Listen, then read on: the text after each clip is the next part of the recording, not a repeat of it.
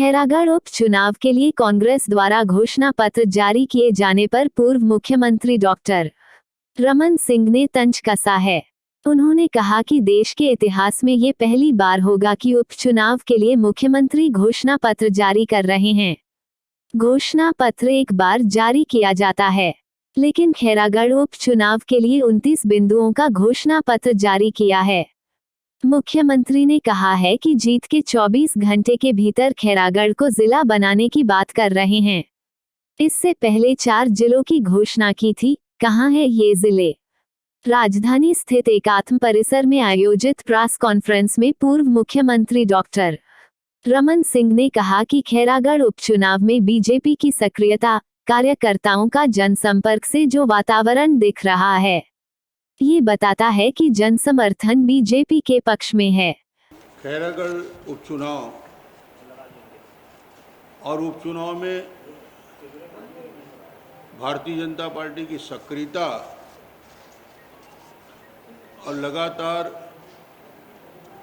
कार्यकर्ताओं के सम्मेलन और व्यापक जनसंपर्क के बाद जो वातावरण खैरागढ़ में दिख रहा है, भारतीय जनता पार्टी के पक्ष में खैरागढ़ उपचुनाव का वातावरण पूरी तरीके से एक तरफा समर्थन भारतीय जनता पार्टी के प्रत्याशी हमारे जो लगातार उस क्षेत्र में सक्रिय रहे कोमल जंघेल जी के पक्ष में वातावरण का निर्माण हो चुका है। और कांग्रेस के कार्यकर्ता अपने मुख्यमंत्री से प्रश्न कर रहे हैं कि हम किन मुद्दों को लेकर जाएंगे। 3.5 साल बीतने के बाद भी खैरागढ़ में एक भी उपलब्धि, एक भी काम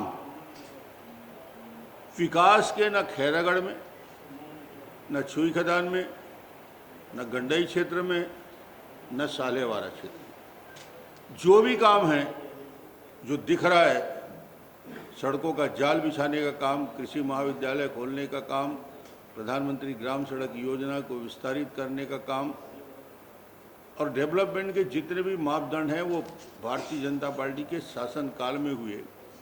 और कांग्रेस के हमारे कार्यकर्ता ग्रामीण क्षेत्र में जाकर जनता को समझाने में घबरा रहे हैं और उसका एक नतीजा सामने आया कल। छत्तीसगढ़ ही नहीं, देश के इतिहास में पहली बार होगा कि किसी उपचुनाव में मुख्यमंत्री एक उपचुनाव के लिए घोषणा पत्र जारी करें। आज तक मैंने 15 साल मुख्यमंत्री रहा, पूरे देश में मैं देखता हूं कहीं घोषणा पत्र उपचुनाव के लिए जारी नहीं होते। पार्टी की घोषणा पत्र एक बार बनती है और इनकी भी घोषणा पत्र बनी थी, जन घोषणा पत्र। 3.5 साल निकलने के बाद भी जन घोषणा पत्र के वादे अधूरे हैं और नए घोषणा पत्र जो पहले 36 बिंदु थे, आप आश्चर्य करोगे, खैरागढ़ उपचुनाव के लिए 29 बिंदु का घोषणा पत्र जारी किया है। ये आश्चर्य इसलिए कि 29 बिंदु महत्वपूर्ण विषय जिसकी मांग खैरागढ़ की जनता कर रही थी, 3.5 साल से देवव्रत कर रहे थे, उनमें से एक भी काम नहीं हुआ 3.5 साल में, जिसको माइलस्टोन कहा जा सकता है। और ये अधूरे घोषणा पत्र की वजह से कांग्रेस में निराशा थी और अचानक मुख्यमंत्री को घोषणा पत्र जारी करने की जरूरत पड़ गई। मैं मुख्यमंत्री से यही पूछना चाहूँगा कि 15 अगस्त 2021 को आपने 4 जिले की घोषणा की, क्या स्थिति है अभी तक? 7 महीने हो गए, 18 तहसील की घोषणा है, क्या स्थिति है? मुख्यमंत्री जी कहते हैं कि मैं 2 घंटे में घोषणा पूरा कर दूंगा। मुख्यमंत्री जी 29,880 घंटे हो गए। कितने घंटे हो गए? 29,880 घंटे हो गए। अब युवा प्रश्न कर रहा है कि भैया 29,800 घंटे होने के बाद भी हमारा बेरोजगारी भत्ता कहाँ गया, वो पैसा कहाँ गया? 97,500 रुपया प्रत्येक युवा का इस सरकार के लिए मुख्यमंत्री की घोषणा के अनुसार बकाया निकलता है, 97,000 रुपया। और ये 2 घंटे की बात करते हैं। 29,800 यानी करीब करीब 30,000 घंटे हो गए। आपने कहा था कि हम शराबबंदी कर देंगे, महिलाएं पूछ रही हैं, और 2 घंटे की बात जब आप बोल रहे हो तो महिलाएं पूछ रही 30,000 घंटे के बाद भी नहीं हुआ शराबबंदी। फिर ये 2 घंटे का कहाँ से फार्मूला निकाल रहे हो मेरे भाई? अनियमित कर्मचारियों को नियमित करने के लिए उनको तो छटनी शुरू हो गई। उनको कहा था कि हम सरकार बनते ही घोषणा पत्र में करेंगे और इनको रेगुलर करेंगे, उनकी सबकी छटनी हो रही है। 30,000 घंटे होने के बाद मुख्यमंत्री जवाब दें कि क्या हुआ उसका। मुख्यमंत्री ने कहा था सरकार बनते ही 2 साल का बोनस भारतीय जनता पार्टी ने छीना है, नहीं दिया है। बड़े दुखी मन से कहते थे कि हम 2 साल का बोनस देंगे। आखिरी बजट भी अब प्रस्तुत, चौथा बजट प्रस्तुत हो गया, मगर 2 साल का बोनस का कहीं अता पता नहीं है मुख्यमंत्री जी। और आप खैरागढ़ के लिए 2 घंटे की बात कर रहे हो और खैरागढ़ की घोषणा के बारे में 2 कर रहे हो। मैं अभी चुनाव अभियान में गया, जो जबरदस्त झुकाव दिख रहा है भारतीय जनता पार्टी के प्रत्याशी के प्रति। उनके प्रत्याशी को तो परिचय होने में ही 12 दिन लग जाएगा। हमारा प्रत्याशी वहाँ हमेशा 2 चुनाव जीता, 2 चुनाव हारा और लगातार जनता के बीच रहा।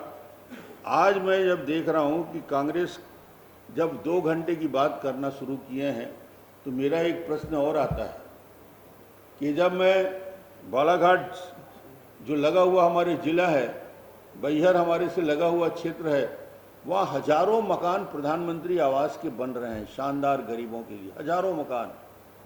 वो बाजार करने के लिए सालेवारा आते हैं, वो बाजार करने के लिए बोडला के ब्लॉक के बाज़ारों में आते हैं। यहाँ के हमारे लोग वहाँ बाजार करने जाते हैं। आज सालेवारा से लेकर रेंगाखार के उस पूरे इलाके में, सालेवारा क्षेत्र में बकरकट्टा तक के लोग पूछ रहे हैं कि बैहर में जब हजारों प्रधानमंत्री आवास योजना बन सकता है, तो खैरागढ़ में 3 साल में 15,000 आवास छीना है मुख्यमंत्री ने खैरागढ़ के गरीबों का। जब इतनी घोषणा कर ही रहे थे मेरे भाई, जब बड़ी बड़ी बातें कर रहे थे 2 घंटे में करने के लिए, तो 15,000 आवास गरीबों का दे देते। तो उनको लगता है चुनाव आया है तो हमको भी 15,000 प्रधानमंत्री आवास योजना जो केंद्र ने स्वीकृत किया था। आधे मकान गिर रहे हैं, ढह रहे हैं, उस मकान को रिपेयर करने की ताकत नहीं है। अपना जमीन बेचकर, मकान बेचकर उन्होंने अपना खर्चा कर लिया। आज मुख्यमंत्री से फिर यही प्रश्न मेरा है कि यदि आप घोषणा करने के लिए 29 मांग रख दिए हो तो 30 ही कर दे। जब करना ही नहीं है तो 29 और 30 गिनती में क्या फ़र्क है? 36 तो पहले कर चुके हो भाई, एक और कर देते कि आवाज़ भी बना देंगे हम 15,000 लोगों के लिए। उसके लिए प्रधानमंत्री भूपेश जी को फुर्सत नहीं है और बड़ी बड़ी घोषणाएं और बड़ी बड़ी बातें करने के सिवाय कोई काम नहीं है। और पक्के आवास को मैं इसलिए बता रहा हूँ कि पड़ोस के ज़िले से लोग तुलना कर रहे हैं। अब मुझे लगता है बड़ी बात कल कह दी कि आदम कद प्रतिमा भूपेश जी स्वर्गीय देवव्रत जी का कितना आदर है उनके प्रति कि पार्टी की टिकट नहीं दिया, निर्दलीय उसको लड़ना पड़ा। ये 29 बिंदु मांग के लिए भटकता रहा, चप्पल उसके टूट गए और कभी मान सम्मान खैरागढ़ को नहीं मिला। अकेला देवव्रत का अपमान नहीं था, पूरे खैरागढ़ क्षेत्र का अपमान किया है डेवलपमेंट को रोककर। और खैर देवव्रत लगातार अपमानित होते रहे। आज उनको याद आ गया। चुनाव यदि नहीं आया होता तो ये कुछ याद नहीं आता, याददाश्त इनकी बिल्कुल नहीं लौटती। वो तो शौक लगता है जब इलेक्शन आता है, मतदाता प्रश्न करता है तो अचानक बोले कि सजीव मूर्ति आदमकद प्रतिमा बनाएंगे। अरे भैया 3.5 साल में क्या अभी तक कितनी प्रतिमा बना दिए। एक बात बोल रहे थे कि छत्तीसगढ़ नहीं झुका है। छत्तीसगढ़ कभी नहीं झुकेगा भूपेश जी, चिंता मत करिए। छत्तीसगढ़ के लोग झुकाते हैं और कांग्रेस को झुकना पड़ेगा। कांग्रेस को झुकना पड़ेगा। मैं फिर रिपीट कर रहा हूं, शराबबंदी के लिए झुकना पड़ेगा। कांग्रेस को झुकना पड़ेगा रोजगार और बेरोजगारी भत्ता देने के लिए। कांग्रेस को झुकना पड़ेगा 2 साल का बोनस देने के लिए। कांग्रेस झुकेगी नियमितीकरण समय समेत समस्त वादे जो युवकों से किया है, और कांग्रेस का झूठ हारेगा। कांग्रेस की पराजय होगी खैरागढ़ विधानसभा में। जितने झूठे वादे कर लें, जितने वादे करना है कर लें। अभी तो 29 और 30 हुआ है, इसको यदि आप 36 से ऊपर भी कर लें, खैरागढ़ की स्वाभिमानी जनता भूलेगी नहीं। वो 3.5 साल के इस कार्यकाल को याद करती रहेगी और विकास के कामों में जो छत्तीसगढ़ खैरागढ़ को पीछे छोड़ के रखा गया है, उस प्रकार की घटनाओं को वहाँ की जनता इस चुनाव में 12 तारीख को होने वाले मतदान में और 16 तारीख को गिनती होगी, तो भूपेश जी पता चल जाएगा कि खैरागढ़ के जनता ने किस प्रकार के मतदान किया है, मैंडेट दिया है। और ये इसलिए मुझे आज प्रेस में आना पड़ा क्योंकि कल प्रेस कॉन्फ्रेंस लेके मुख्यमंत्री जी ने 29 बिंदु पे अपनी बात कही थी। मैं उनको सेमीफाइनल माना जा रहा है और लोगों का ये भी कहना है, खासतौर पे आपके विपक्ष का, कि आपकी प्रतिष्ठा इसमें दांव पे लगी है। देखिए, सवाल भारतीय जनता पार्टी का एक एक कार्यकर्ता की प्रतिष्ठा लगती है, मेरे कार्यकर्ता की प्रतिष्ठा। और अब तो मैं कहता हूँ खैरागढ़ की जनता की प्रतिष्ठा दांव में लगी है, जो खैरागढ़ कांग्रेस से बदला लेना चाहती है, जो अपमानित उन्हें किया गया। तो हम सब लगेंगे, हम सब लग गए हैं और एक एक कार्यकर्ता हमारा भिड़ गया है और चुनाव में हम निश्चित जीतेंगे। एक मिनट, मैं जो बता रहा था कि इनके वादे और इनके भरोसे का छत्तीसगढ़ की जनता ने देख लिया है कि 3.5 साल होने के बाद भी इनके वादे कैसे अधूरे रहते हैं और चुनाव जीतने के लिए बड़ी बड़ी बात करते हैं, मगर उस घोषणे का क्रियान्वयन करने की ताकत इनके पास नहीं है। जीत का लीड कितना रहेगा? पर्याप्त मात्रा में जीतेंगे और अच्छे मतदान वोटों से जो झुकाव दिख रहा है, भारतीय जनता पार्टी अच्छे बहुमत के साथ जीतेगी। सर, आपको क्या लगता है कि खैरागढ़ को जिला बनाने का जो उन्होंने बयान किया है भूपेश जी ने, ये भूपेश ने खैरागढ़ की जनता को 3.5 साल का जो आक्रोश फूट रहा था, उसके लिए न्यूट्रलाइज करने के लिए उन्होंने एक राजनीतिक पासा फेंका है।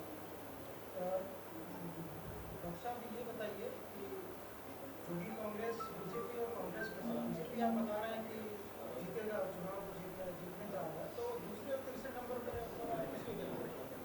नहीं, मुकाबला वहाँ स्पष्ट रूप से कांग्रेस और भारतीय जनता पार्टी में है। लेकिन सीधा लड़ाई खैरागढ़ की अगर हम बात करें तो सरकार से बीजेपी का है, तो क्या ये आसान है जीतना वहाँ पे? आसान, किसी चुनाव को हम आसान नहीं कहते। चुनौती रहती है और उपचुनाव में बड़ी चुनौती रहती है, मगर जो मतदाता का रुझान और मन जो दिख रहा है, उससे लगता है कि भारतीय जनता पार्टी के पक्ष में जाएगा। सर, कांग्रेस यह कह रही है कि बीजेपी ने तमाम दिग्गजों को प्रचार प्रसार के लिए उतार दिया है। कहीं न कहीं उपचुनाव के जरिए बीजेपी अपनी स्थिति सुधारने की कोशिश कर रही है। देखिए, उपचुनाव में प्रदेश स्तर के सारे वरिष्ठ लोग वहाँ जा रहे हैं। उनके तो पूरे मंत्रिमंडल का दरबार लगा लिए। 70 विधायक को ले जाके, पहली बार हुआ है किसी उपचुनाव में 70 के 70 विधायक, सारे मंत्री और मुख्यमंत्री जाके बैठे हैं। इससे बड़ा जमावड़ा तो आज तक हिंदुस्तान के किसी उपचुनाव में नहीं हुआ होगा कि 70 विधायकों का काफिला अकेले जाने में क्या चिंता हो रही है।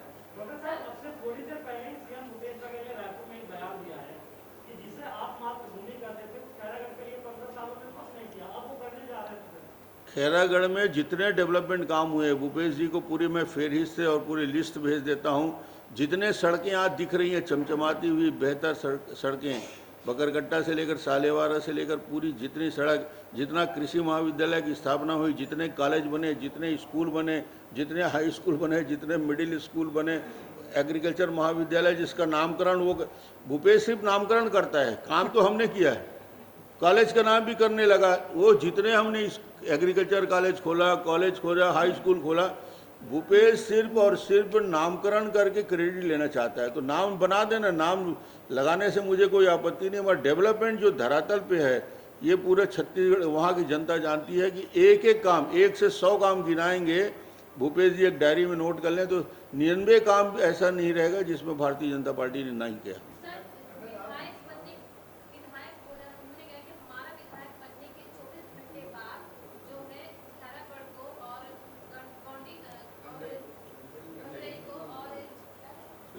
सुई खदान, गंडई, खैरागढ़। क्या नाम आपका? बहुत अच्छा पूछ रही हो, इसलिए पूछ रहा हूँ।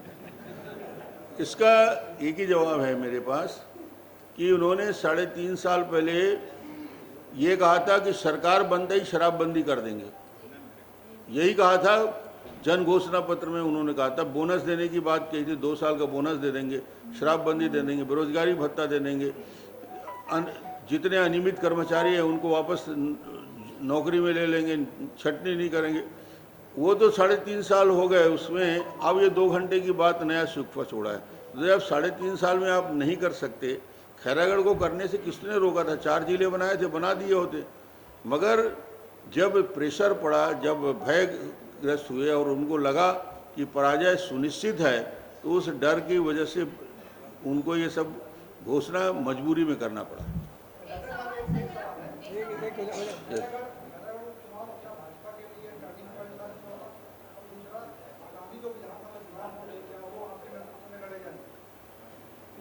नेतृत्व भारतीय जनता पार्टी का रहता है, नेतृत्व किसी का तय नहीं रहता। और नेतृत्व तो यह है कि सभी कार्यकर्ता मिलकर चुनाव को लड़ेंगे, ये तय है। और भारतीय जनता पार्टी में प्रक्रिया है, चुनाव हो जाता है, विधायक दल की बैठक होता है, फिर नेतृत्व तय हो जाता है कि किसको आने वाले समय में लीडरशिप करना है। घंटी थाली जबली बजी है, उसका कितना असर पड़ेगा केंद्र सरकार? अब वो थाली घंटी बजाने का काम विपक्ष की भूमिका में पूरे देश में कर रहे हैं, तो इनको अभी धीरे धीरे प्रशिक्षित होना पड़ेगा, टाइम लगेगा। सर, एक सवाल मेरा है, कल जो महंगाई प्रदर्शन किया गया उसके बाद मुख्यमंत्री भूपेश बघेल का ये बयान आया कि केंद्र सरकार को मूल्य वृद्धि से कोई फर्क नहीं, उसकी चिंता नहीं है, चुनाव के समय में उसका ध्रुवीकरण कर लिया जाएगा। इस पर आपका क्या कहना है? देखिए, मूल्य वृद्धि का सीधा संबंध आज जो तत्काल डीजल, पेट्रोल और पेट्रोलियम में वृद्धि हुई है, उसका सीधा सीधा जो रशिया का और यूक्रेन का वार है उससे संबंध है। और ये अस्थायी है, जैसे ही युद्ध समाप्त होगा पुरानी स्थिति में हम आ जाएंगे। सर, एक अलग सवाल है इससे। चलो पूछ लो।